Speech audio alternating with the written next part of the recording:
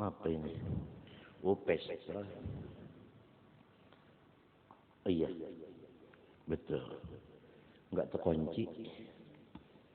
Jangan-jangan meledak. Kena Kopassus ini dokter Waris ini Kopassus. Kalau meledak kena.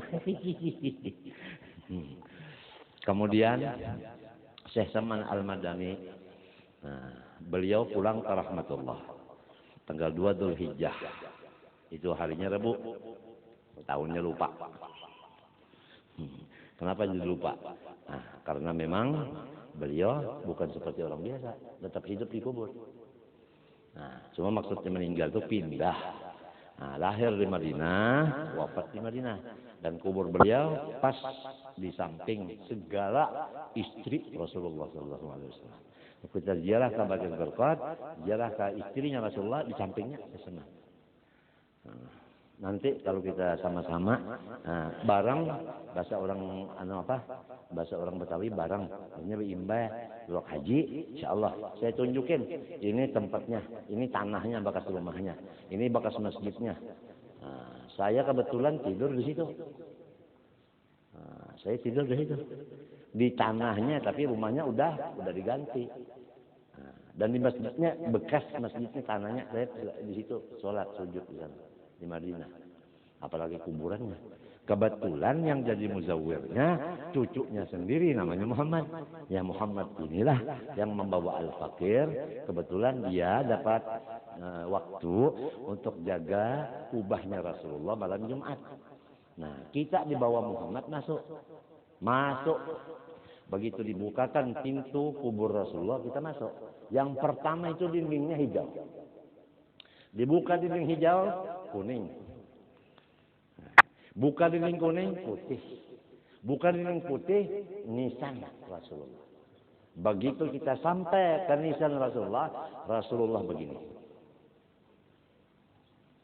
Lihat Zaini datang begini nih. Kuburnya bergerak, keluarlah beliau. Kita cium, kita peluk. Di dalam pengrasa kita yang kita peluk itu adalah nisan. Kali dibuka, oh bukan. Ininya. Aliful am, mimiul fam, nunul hal. Itu kenang yang seumur hidup saya insyaallah enggak lupakan.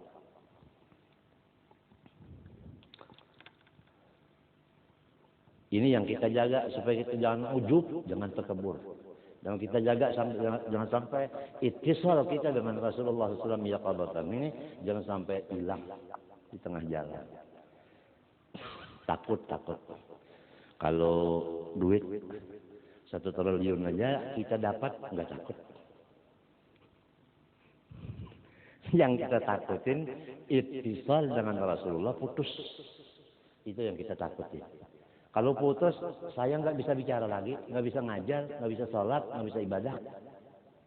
Kalau saya masih bisa ngajar, sholat, ibadah, berarti masih ada ittisal. Hubungan dengan Sayyidil Wujud, sababi kulli mawjud, sallallahu alaihi wasallam ini. Kalian udah tahu itu semua. Apalagi orang yang ngaji, masalah kebatinan, udah tahu tuh. Gimana caranya.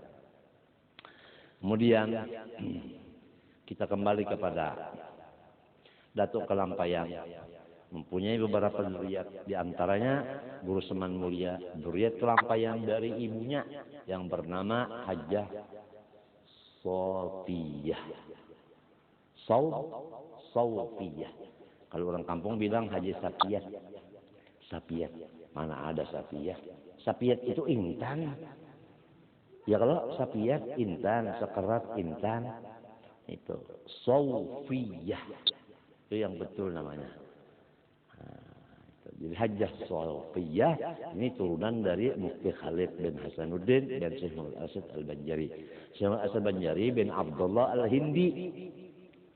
Abdullah Al-Hindi bin Abu Bakar Al-Hindi. Itu yang menulis sampai Al-Hindi itu adalah cucu dari Datuk Kelampayang sendiri.